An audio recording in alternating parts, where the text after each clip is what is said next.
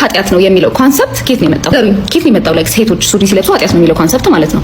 አብዛኞቻችን ሱሪ መልበስን እንደ ኃጢአት ስለምንቆጥረው ነው። ላይክ ሎጂካል ሆናችሁ ሬፈረንስ ነው እንድትነግሩ የሚፈልገው እንጂ የራሳችሁን አስተሳሰብና ፍላጎትና ትራዲሽን አይደለም እንድትነግሩ የሚፈልገው። ደግሞ እህቶቼን የባሰ ሳያቸው በአመት ባልቀን እዛ መግባቴን ምናምን ሳይ በቃ ምተርፍ አልመሰለኝም ነበርና በጣም ነበር የደነገጥኩት። እነሱም በጣም ውስጣቸው ሰው የለም እንዳይባል ሰው አለ አሉ። ቀን የለም እንዳይባል ቀን አለ። እንደዚህ እኮ አይነቱን ነው። አባ ወዴት ናችሁ? ሰላም እንደምን አላችሁ? የተከበራችሁና የተወደዳችሁ የቻናሌ ቤተሰቦች በመጀመሪያ ሁላችሁንም ከልብ ላመሰግናችሁ እፈልጋለሁ። 1000 ሰብስክራይብ ገብተናል። ይሄ የሚሆንበት ምክንያት ደግሞ በእናንተ ነውና ሁላችሁንም ከልብ አመሰግናለሁ። ዛሬ በተመረጡና አዳዲስ ቪዲዮዎች ለእናንተ መጥቼላችኋለሁ። ከናንተ የሚጠበቀው ቪዲዮ እንደምትወዱት ስለማልጠራጠር ላይክ አድርጋችሁ መጀመር እንዳትረሱ። ሐሳብ አስተያየታችሁን ወንድማዊ ምክራችሁን ደግሞ ኮሜንት ላይ በነፃነት አስቀምጡልኝ። ሰላም ተስፋዬን በተመለከተ ሳምንቱን በስፋት ሲዘዋወር የነበረ ቪዲዮ አለ። ምን ይመስላል የሚለውን እንመለከታለን። ወደ ቪዲዮ የመጀመሪያ ቪዲዮአችን የሚሆነው እንግዲህ ሴት ልጅ ሱሪ ትልበስ ወይም አትልበስ የሚል የመጽሐፍ ቅዱስ ቃል የለም ስትል አንድ የሶሻል ሚዲያ ተጽዕኖ ፈጣሪ በለቀቀችው ቪዲዮ ብዙ ሰዎች ሀሳብ እየሰጡበት ነበረ። ምን ይመስላል የሚለውን ደግሞ ከወንድማችን አንደበት ከሷ ቪዲዮ ጋር አያይዤ አምጥቼላችኋለሁ። ሰምተነው ሱሪ ኃጢአት ነው የሚለው ኮንሰፕት ከየት ነው የመጣው? ከየት ነው የመጣው? ላይክ ሴቶች ሱሪ ሲለብሱ ኃጢአት ነው የሚለው ኮንሰፕት ማለት ነው። አብዛኞቻችን ሱሪ መልበስን እንደ ኃጢአት ስለምንቆጥረው ነው። ላይክ ሎጂካል ሆናችሁ ሬፈረንስ ነው እንድትነግሩ የሚፈልገው እንጂ የራሳችሁን አስተሳሰብና ፍላጎትና ትራዲሽን አይደለም እንድትነግሩ የሚፈልገው። ለአንዴና ለመጨረሻ ጊዜ ሴቶች ሱሪ ይለብሳሉ አይለብሱም፣ ኃጢአት ነው አይደለም የሚለው መልስ እንሰጥበታለን። ቪዲዮ ትንሽ ረዘም ስለሚችል በደንብ ኮፒ ሊንክ ሼር ፖስት እያደረጋችሁ ቫይራል እንዲወጣ እስከ መጨረሻው ድረስ ተከታተሉት። ሴቶች ዛሬ ትልቁን መልሳችሁን ታገኛላችሁ። በዚህ አማካኝነት ስርዓት ይዛችሁ ትከተላላችሁ ማለት ነው። በመጀመሪያ ደረጃ ቤተክርስቲያን በሎጂክ ሳይሆን በመንፈስ ቅዱስና በስርዓት ነው የምትመራው። ከዚህም ባሻገር ቤተክርስቲያን ዶግማ፣ ቀኖና፣ ስርዓትና ቅዱስ ትውፊት ባህል አላት። በእነዚህ ትመራለች። እንዲሁም ቤተክርስቲያን ከመጽሐፍ ቅዱስ ጋር የማይጋጩ አዋልድ መጽሐፍትን ትቀበላለች። በእነዚህ አዋልድ መጽሐፍት ውስጥ ደግሞ መጽሐፍ ቅዱስ ላይ ያልተጠቀሱ ከመጽሐፍ ቅዱስ ጋር የማይጋጩ ስርዓቶች አሉ። ከዚህም ባሻገር ደግሞ ሐዋርያት ከጌታችን እግር ስር ቁጭ ብለው ተምረው፣ ሐዋርያነ አበው ደግሞ ከቅዱሳን ሐዋርያት እግር ስር ቁጭ ብለው ተምረው፣ እንዲሁም ከሐዋርያነ አበው የተነሱ ቅዱሳን ሊቃውንት አባቶቻችን ደግሞ ከሐዋርያነ አበው ቅዱሳን እግር ስር ቁጭ ብለው ተምረው እንዲሁም መንፈስ ቅዱስ ገልጾላቸው የጻፏቸው ብዙ መጻሕፍትና ስርዓቶች አሉ። ከነዚህ መጻሕፍት መካከል ፍትሐ ነገሥት፣ መጽሐፈ ዲድስቅልያ፣ መጽሐፈ አብጥሊስ፣ ኪዳን፣ ሃይማኖተ አበው፣ ስንክሳር፣ ገድላት፣ ድርሳናትና የመሳሰሉ ተጠቃሾች ናቸው። ከዚህም ባሻገር መጻሕፍት ላይ ያልተጻፉ በጉባኤ ቤት የሚነገሩ ከአባቶች ወደ ልጆች በቃል ሲተላለፉ የመጡ ቅዱስ ትውፊቶች አሉ። ስለዚህ ከመጽሐፍ ቅዱስ ባሻገር ቤተክርስቲያን በእነዚህ መጻሕፍት ስርዓትን፣ ቀኖናን፣ ትውፊትን፣ ባህልን፣ ታሪክን ታስተምረናለች፣ እንማራለን፣ እንጠብቃለን ማለት ነው። ወደ እህታችን ጥያቄ እንመለስ። ሱሪ ኃጢአት ነው የሚለው ኮንሰፕት ከየት ነው የመጣው? ምክንያቱም ባክ የምታደርጉበትን ጥቅስ ስናየው አንዱ ሴት ወንድ ልብስ አትልበስ ነው የሚለው። በቤተክርስቲያናችን ትንታኔ ይሄ ሜታፎሪካል ነው እንጂ አክቹአሊ ልብሱን አትልበስ አይደለም። እንግዲህ ሄዳችሁ መጠየቅ ትችላላችሁ። እሺ ሴቶች ሱሪ ሲለብሱ ኃጢአት ነው የሚለው ሐሳብ ከየት ነው የመጣው ብላ ጠይቃለች። እኛም ደግሞ ሴቶች ሱሪ ሲለብሱ ኃጢአት ነው የሚለው ሐሳብ የመጣው ዘዳግም 22 ቁጥር 5 ሴት የወንድ ልብስ አትልበስ፣ ወንድም የሴትን ልብስ አይልበስ፣ ይሄን የሚያደርግ በአምላክ በእግዚአብሔር ዘንድ የተጠላ ነውና የሚለውን ሐሳብ ይዘን ነው ሴቶች ሱሪ ሲለብሱ ወንዶች ደግሞ የሴቶችን ቀሚስ ሲለብሱ ኃጢአት ነው የምንለው። እህታችን ደግሞ ምን እያለች ነው? በቤተክርስቲያናችን ትንታኔ ሙሴ ይህን ቃል የተናገረው ሜታፎሪካሊ ነው እንጂ አክቹአሊ ልብሱን አትልበሱ ማለት አይደለም ብላ እየተናገረች ነው። የኔም ጥያቄ ደግሞ የትኛዋ ቤተክርስቲያን የትኛዋ ጉባኤ ቤት ናት ይህን ቃል ሜታፎሪካሊ እንጂ አክቹአሊ አይደለም ማለትም ቃሉ ምሳሌያዊ እንጂ ቀጥታ የተነገረ ቃል አይደለም ብላ ያስተማረችው ነው። የኔም ጥያቄ የትኛዋ ቤተክርስቲያን የትኛው ጉባኤ ቤት ነው እንዲህ ብላ ያስተማረች የነገረችስ የቱ መምህርስ ነው? እኔ ግን ዘዳግም ላይ ያለው ቃል ሜታፎሪካሊ እንዳልሆነ በማስረጃ ልንገራችሁ። በመጀመሪያ ደረጃ በቤተክርስቲያናችን የወንድና የሴት ልብስ የተለያየ ነው። የአለባበስ ስርዓቱም ይለያል። ማስረጃ ቅዱስ ጳውሎስ አንደኛ ቆሮንቶስ ምዕራፍ 11 ቁጥር 4 ላይ ራሱን ተከናንቦ የሚጸልይ ወይም የትንቢትን ቃል የሚናገር ወንድ ሁሉ ራሱን ያዋርዳል ይላል። ስለዚህ ወንድ ልጅ ተከናንቦ መጸለይ፣ ስርዓተ አምልኮ መፈጸም አይችልም። ይሄ ስርዓት ነው። ይቀጥልና ደግሞ የሴቶችን ሲናገር አንደኛ ቆሮንቶስ ምዕራፍ 11 ቁጥር 5 ላይ ራሷን ሳትከናነብ የምትጸልይ ወይም የትንቢትን ቃል የምትናገር ሴት ሁላ ራሷን ታዋርዳለች ይላል። ስለዚህ ወንዶችና ሴቶች አለባበሳቸው አንድ አይነት እንዳልሆነ ይናገራል ቅዱስ ጳውሎስ። ይቀጥልና በአንደኛ ጢሞቴዎስ ምዕራፍ 2 ቁጥር 9 ላይ ደግሞ እንዲሁ ሴቶች ጠጉርን በማሳመር ወይም በወርቅ ወይም በእንቁ ወይም ውድ በሆነ ልብስ በማጌጥ ሳይሆን በማፈርና በትህትና ተገቢ የሆነ የጨዋ ልብስ ይልበሱ ይሸለሙ ብሎ ይናገራል። መቼም የጨዋ ልብስ ሱሪ ነው አትሉኝም? ቅዱስ ጳውሎስ ይቀጥልና እንደዚች ልጅ መከራከር ለሚፈልጉ ሱሪ የሴት ነው የወንድ ነው ብለው ወንድም ሴትም አንድ አይነት ልብስ ለብሳሉ ብሎ መከራከር ለሚፈልጉ ሰዎች በአንደኛ ቆሮንቶስ እዛው ምዕራፍ 11 ቁጥር 16 ላይ ስለዚህ ጉዳይ መከራከር የሚፈልግ ሰው ቢኖር እኛም ሆንን ወይም ሌሎች የእግዚአብሔር አብያተ ክርስቲያናት ከዚህ የተለየ ልማድ የለንም ብሎ አንድ ላይ ጨፍልቆ ወንዶችና ሴቶች አንድ አይነት ልብስ ይለብሳሉ ብሎ በዚህ ጉዳይ መከራከር እንደማይገባ ቅዱስ ጳውሎስ በመልእክቱ ተናግሯል። እንዲሁም ደግሞ ዘዳግም 22 ቁጥር 5 ሜታፎሪካሊ እንዳልሆነ በአራተኛው ክፍለ ዘመን የኖረው ቅዱስ አምብሮስ ለኢራኔዎስ በጻፈው 69ኛ ደብዳቤ ላይ የሙሴ ሕግ ለምን ሰዎች የተቃራኒ ጾታ ልብስ እንዳይለብሱ እንደሚከለክል ሲያብራራ ሴት የወንድ ልብስ አትልበስ፣ ወንድም የሴትን ልብስ አይልበስ የሚለው ትእዛዝ የተሰጠው እግዚአብሔር ወንድና ሴትን በተለያየ ባህሪ መልክ እንደፈጠረ በመግለጽ ሰው የሌላውን ጾታ መልክ ለመምሰል መሞከር ተፈጥሮ መቃወም እንደሆነ ይናገራል። ይህንን ሐሳብ በእንስሳት በወፎች በምሳሌ ያብራራል። በብዙ ፍጥረታት ወንድና ሴቶች የተለያዩ ባህሪያትና ተፈጥሮ እንዳላቸው ይጠቅሳል። ከዚያም አንዳንድ የግሪክ ልማዶችን በመጥቀስ ይሄው ቅዱስ አንብሮስ ሴቶች እንደ ወንድ ወይም ወንዶች እንደ ሴት መታየት እንደማይገባ ይናገራል። ስለዚህ ወንዶችና ሴቶች የተለያየ የአለባበስ ስርዓት አላቸው ማለት ነው። ስለዚህ ዘዳግም 22 ቁጥር 5 ላይ ያለው ሜታፎሪካሊ ሳይሆን ቀጥተኛ ትእዛዝ ነው ማለት ነው። አሁንም ወደ ታችን እንመለስ ምትለውን እንስማ። በዛ ጊዜ መጽሐፍ ቅዱስ በተጻፈ ጊዜ የወንድ ልብስ ቀሚስ ነበረ። ስለዚህ ቀሚስ ነው መልበስ የሌለብን እንደዛ ካላችሁ እና ሱሪ የወንድ ልብስ የሆነው ራሱ በቅርብ ነው። where is the root of this belief ሱሪ ኃጢአት ነው የሚለው ወንድን ያሳስታል ካላችሁ ደግሞ አሁን ላይ ማርኬቱ ላይ ካሉ ሱሪዎችና ቀሚሶች ወንድን የሚያሳስተው የቱ ነው? ቀሚሱ ነው ሱሪው ነው የእውነት ወንድን የሚያሳስተው? እሺ እንዲህ ብላ ተናገረች። መጽሐፍ ቅዱሱ በተጻፈ ጊዜ ማለትም በእነ ቅዱስ ሙሴ ዘመን ማለቷ ነው የወንድ ልብስ ቀሚስ ነበረ። ስለዚህ ቀሚስ ነው መልበስ የሌለብን አለች። አዎ በእነ ሙሴ ጊዜ ቀሚስ ይለብሱ ነበረ፣ ግን የሴቶቹን አይነት ቀሚስ አይደለም። ከሴቶቹ የወንዶቹ ከወንዶቹ የካህናቶቹ ቀሚስ ይለያይ ነበረ። ማስረጃ ነኝ። እግዚአብሔር ለሙሴ ዘጸአት ምዕራፍ 28 ቁጥር 1 ላይ እንዲህ ብሎ ተናገረው። ወንድምህን አሮንንና ልጆቹን አዳብን፣ አቢሁን፣ አልዓዛርንና ኢታማርን ወደ አንተ አቅርብ፣ ካህናት ሆነው ያገለግሉኝን ዘንድ ከእስራኤል ሕዝብ መካከል ለያቸው። ይቀጥልና እንዲህ ብሎ ይናገራል። ዘጸአት 28 ቁጥር 2 ላይ የተቀደሰውንም ልብስ ለክብርና ለመለያ እንዲሆን ለወንድምህ ለአሮን ልብስ ስራለት አለው። ቀጥሎም እንዲህ ብሎ ይናገራል። ዘጸአት ምዕራፍ 28 ቁጥር 35 ላይ አሮን በክህነት በሚያገለግልበት ጊዜ ይህንን ቀሚስ ይልበስ አለው። ስለዚህ አሮን የሚለብሰው ቀሚስ ሙሴ ከሚለብሰው ልብስ ይለያል ማለት ነው።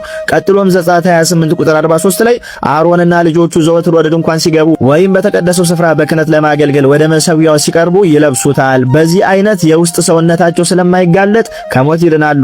ይህም እንግዲህ ለአሮንና ለትውልድ ሁሉ ጸንቶ የሚኖር ሥርዓት ነው። ለአሮንና ለትውልድ ሁሉ ጸንቶ የሚኖር ሥርዓት ነው። ለዚህም ነው አሁን ባለንበት ጊዜ ካህናት፣ ዲያቆናት፣ ጳጳሳት፣ መነኮሳት በአገልግሎት ጊዜ ልብሰ ተክህኖ እንዲሁም ቀሚስ የሚለብሱት። ስለዚህ ያኔ ቀሚስ ቢለብሱም ሴቶችና ወንዶች እንዲሁም ወንዶችና ካህናት የሚለብሱት ልብስ ይለያያል ማለት ነው። ሁለተኛ ደግሞ ፓስተር ቸሬ በዚህ ሰዓት ብዙ ኦርቶዶክሳውያንን ያስደሰተ ንግግር አድርጎ ነበረ። እሱም የሆነበት ምክንያት ደግሞ የተለያዩ ፓስተሮች ስለ ቅዱስ ገብርኤል የሚናገሩትን ንግግር እንደተሳሳቱና እውነቱ ይሄ ነው፣ ኦርቶዶክስም ይሄንን ትመስላለች ሲል ከፓስተር ቸሬ ከራሱ አንደበት የሚለውን ሰምተን እንመለስ።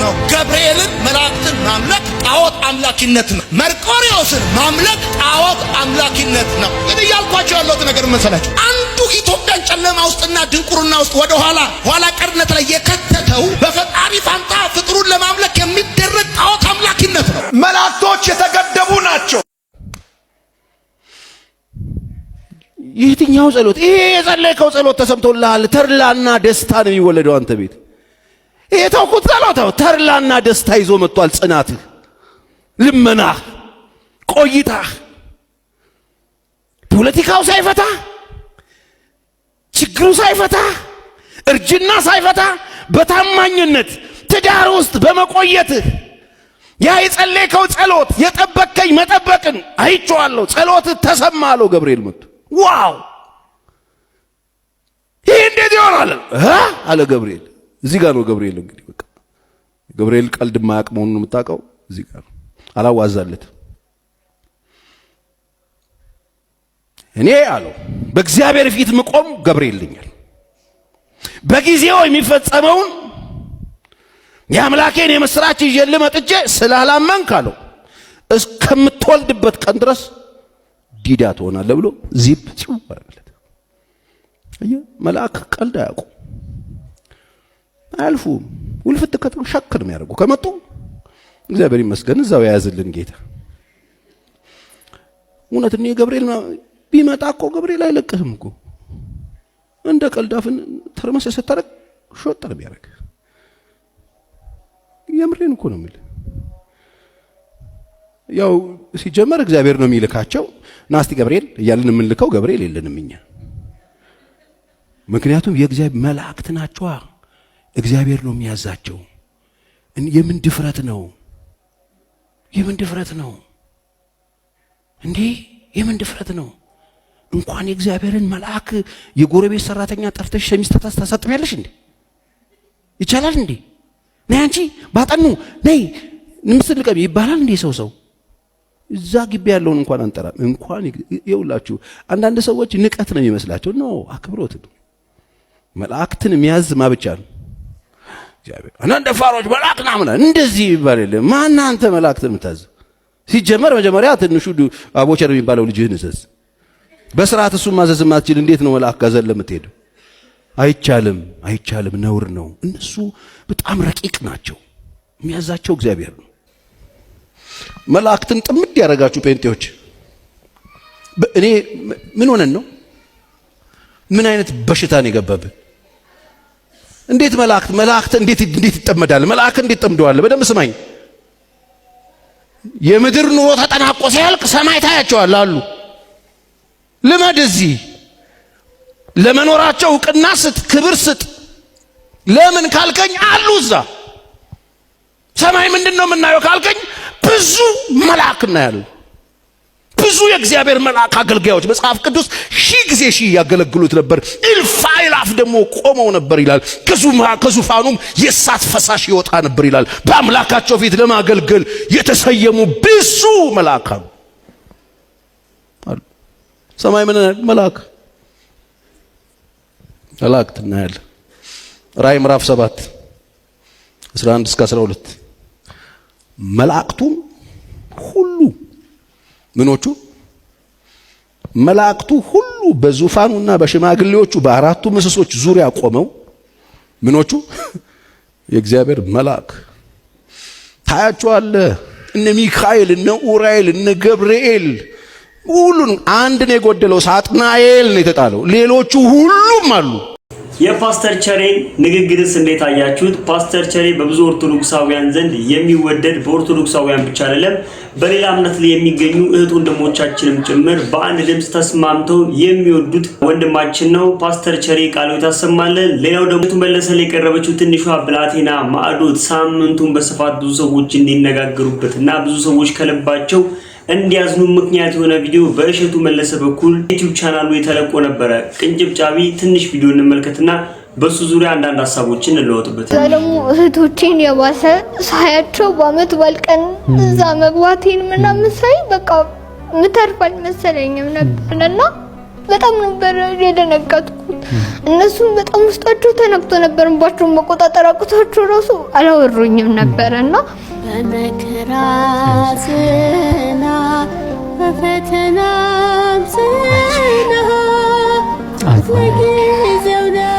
በቃ በሰዓቱ ማንም ትተርፋለች ምናምን ያለ ሰው አልነበረም። እና እህቴ ሰሚነሽ ኪዳነ ምሕረት ሄደች። እምነቷንና ጸበሏን ይዛልኝ መጣች። ትልቁና ትንሹ አንጀቴ በጣም ቆስሎ ስለነበረ ሰርጀሪ ይሰራሉ ዶክተር። ያቆሰለው ካንሰሩ ነው ወይስ ሌላ ኢንፌክሽን ሳይታወቅ በጣም ጎርቶኛል። ለዛ ሰርጀሪ ይሰራ ምናምን እያሉ ሳለ ዶክተሮቹ ምግብ እንዳበላ ውሃ እንዳጠጣ ወደ ሳምቧ ይሄዳል። ሳምቧ ውሃ ይቋጥርና እንትን ይላል ብለዋል።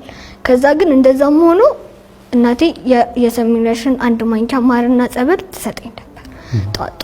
ከዛ 3 ቀን ከወሰድኩኝ በኋላ ካይሱ ወጣሁኝ እና አትራሳውንድ ትታይ ተባለ። አትራሳውንድ ታየ።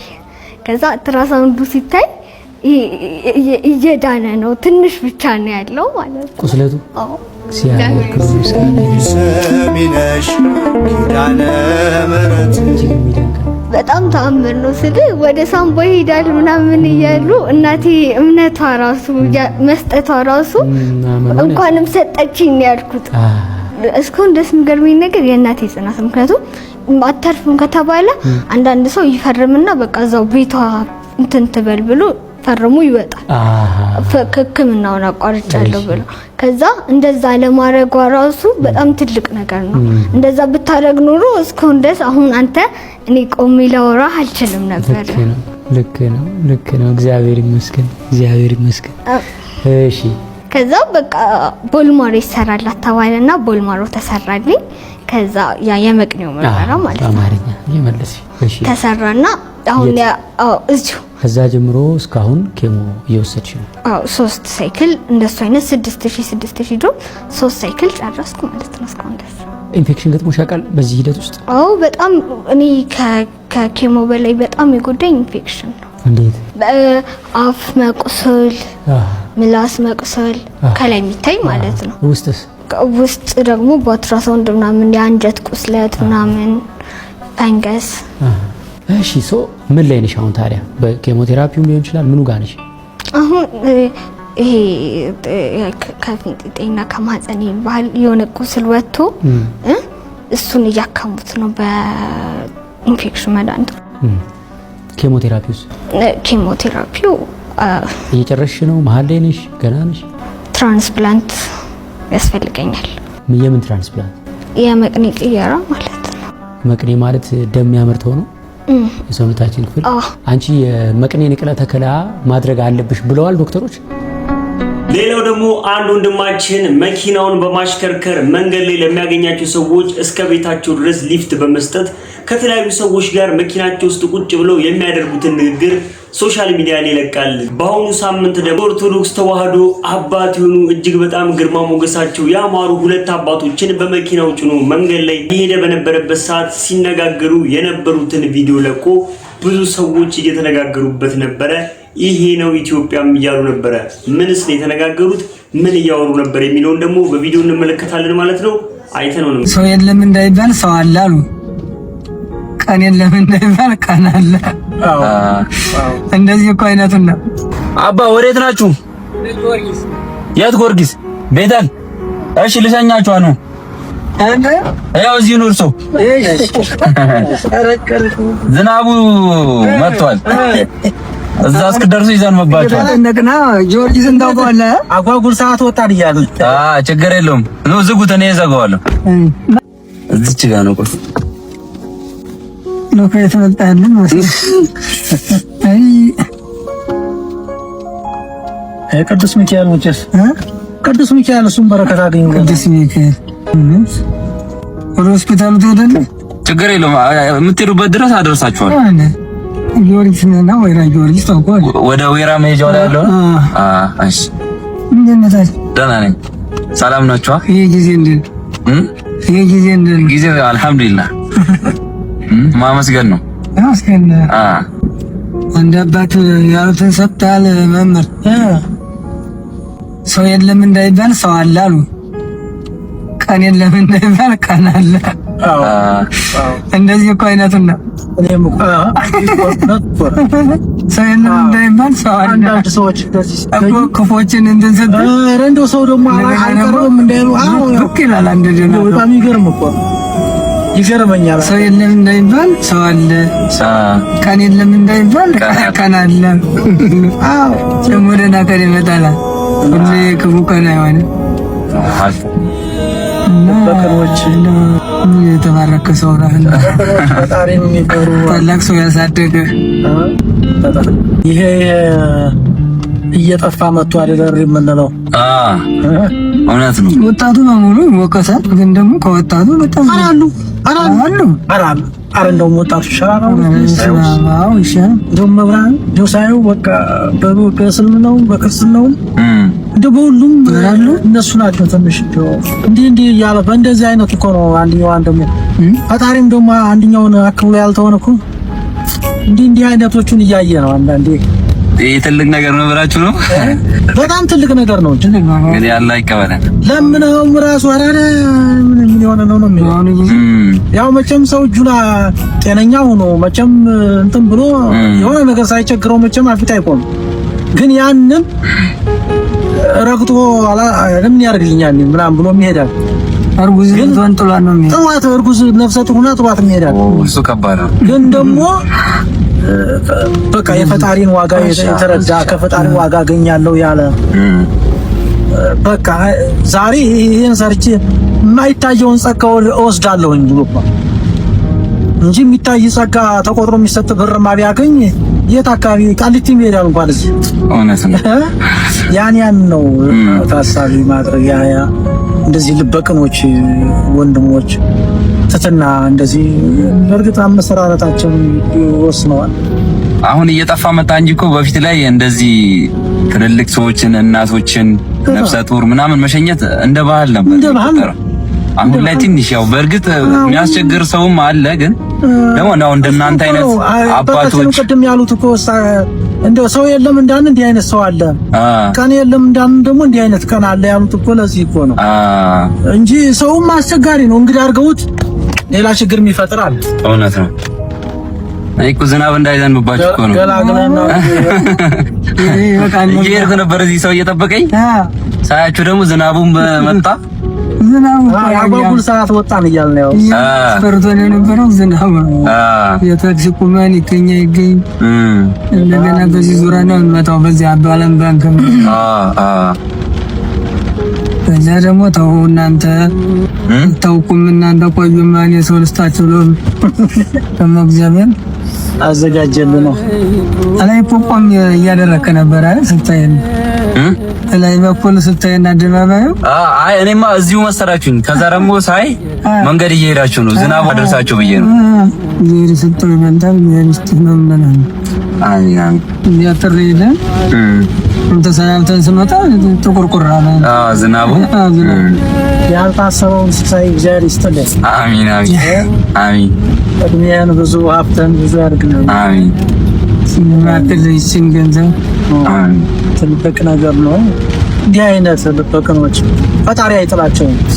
ሰው በክፋት ይሰበባቸው ሰው ግን ያሰበሰብ ፈጣሪ በታምር አይጥለውምና አላህ ይቀበለን። እንግዲህ በዚህኛው ነው ዝናቡ እንዳይዘንባችሁ ላስገባችሁ ወይ ወዴት ነው የሚገባው? እንጠጋለን ችግር የለም። እዚህ ነው ገቡ በቃ እሺ እዚህ ናችሁ በቃ በቃ እሺ እናገባ አሚን አሚን ጤናን ይስጥልኝ። አሚን የውመተም እንግዲህ ለበጎ ያደረከው ምፍል አይባልም። አረ ፈጣሪ ነው የሚከፍለው። እውነት ነው እውነት ነው። እሺ አመሰግናለሁ። እኔም አመሰግናለሁ። ቤተሰቦች ቪዲዮ እንዴት አያችሁት? የተሰማችሁን ሐሳብ አስተያየት ደግሞ በነጻነት ኮሜንት ላይ ማስቀመጣችሁ እንዳትረሱ። ሌላው በስፋት ብዙ ሰዎች የተነጋገሩበት የአርቲስት ሰላም ተስፋዬ ጉዳይ ነው። እሱም የሆነበት ምክንያት ደግሞ ሰላም ተስፋዬ ከነበረችበት እምነት ወጥታ ወደ ኦርቶዶክስ መምጣቷን በብዙ ቪዲዮዎች ላይ ተመልክታችሁታል ብዬ አስባለሁ። ይሄም ደግሞ የሆነበት ምክንያት አለው ስትል ሰላም ተስፋዬ በራሷ አንደበት የተናገረችው ንግግር አለ። እሱንም ቪዲዮ አንድ ላይ አያይዤ አቅርቤላችኋለሁ። ቪዲዮ ላይ ተነኑ I wish you the best for the rest of your life. Feel sorry for you when I looked in your eyes. በመጨረሻም ተወዳጁ አርቲስት ሰላም ተስፋዬ በመናፍቃን ቸርች ውስጥ ከደረሰባት ሸዋሸዋ በኋላ ወደ ሰሚነሽ ፊቷን አዙራለች። እንደሚታወቀው ሰላም ቀድማ ከነበረችበት ቤተ እምነት በቀድሞ ባለቤቷ አማካኝነት ምንፍቅናን ብትቀበልም ይህንን ውሳኔ የወሰነችበትን ቀን በመራገም ላይ ትገኛለች። ለመሆኑ ሰላም ምንድነው የገጠማት? መረጃዎችን ሰጣችኋለሁ። ተወዳጁ አርቲስት ሰላም ተስፋዬ አገር ሰላም ብላ ባቀናችበት አንድ ቸርች ውስጥ የገጠማት ነገር አይኗን አሳብጦ ወደ ኳስነት ሊቀይረው ችሏል። ነገሩ እንዲህ ነው። እንደሚታወቀው ሰላም በቀድሞ ባለቤቷ አማን አማካኝነት ምንፍቅናን ተቀብላ ለተወሰኑ ጊዜያቶች በዚያም ቆይታለች። ታዲያ ያለፈው ሳምንት እሁድ በአንድ ኢንተርናሽናል ቸርች ገብታ ጸሎት ከተደረገ በኋላ አይን የማጥራትና የወደፊቱንም የማየት ፕሮግራም ተዘጋጅቶ ሁሉም ወደፊት ያቀናል። እኔም ተነስቼ ሄድኩኝ። አይኔ ላይ ስፕሬይ በሚመስል ነገር ውሃ መሳይ ነገር ረጨብኝ። ከዚያ በኋላ የተፈጠረውን ነገር መናገር አልችልም። በሰዓቱ ምንም አልመሰለኝም ነበር። በኋላም ቤት ስገባ ግን አይኔን በጣም አሳከከኝ። ስነካካውም በእጅጉ አበጠ። የምገባበትም ጠፋኝ። ሐኪም ቤት ሄድኩ። ጠብታ ማዘሉኝ፣ ግን ሊሻለኝ አልቻለም። በኋላም ወደ ሰሚነሽ በማቅናት ከመሜ ለመፈወስ ችያለሁ። ወላዲት ቃል ትመስገኝልኝ። ምንፍቅና ትውልድ ገዳይ ነውና ተጠንቀቁ ስትልም ማስተማርን ጀምራለች። እንዴት አያችሁት? በሷስ ድርጊት ምን ያህል ተደሰታችሁ? የተሰማችሁን ትክክለኛ ሐሳብ አስተያየት ደግሞ ኮሜንት መስጫ ሳጥን ውስጥ ኮሜንታችሁን በነጻነት ጻፉልኝ። ቤተሰቦች ለዛሬ ጀላችሁ ምጦት የተመረጡ ቪዲዮዎች እነዚህ ይመስሉ ነበር። እንደወደዳችኋቸው ማለት ተራጣን ቪዲዮ ላይክ ሳታደርጉ ጀምራችሁ ላይክ ማድረግ እንዳይረሳ። ሐሳብ አስተያየታችሁን እንደማይምካችሁን ደግሞ ኮሜንት ላይ ማስቀመጣችሁን አሁንም ቢሆን እንዳትረሱ። ቀጣይ በተመረጡና አዳዲስ ቪዲዮዎች እስከምንገናኝ ድረስ ቸር ሰንብቱ። እወዳችኋለሁ።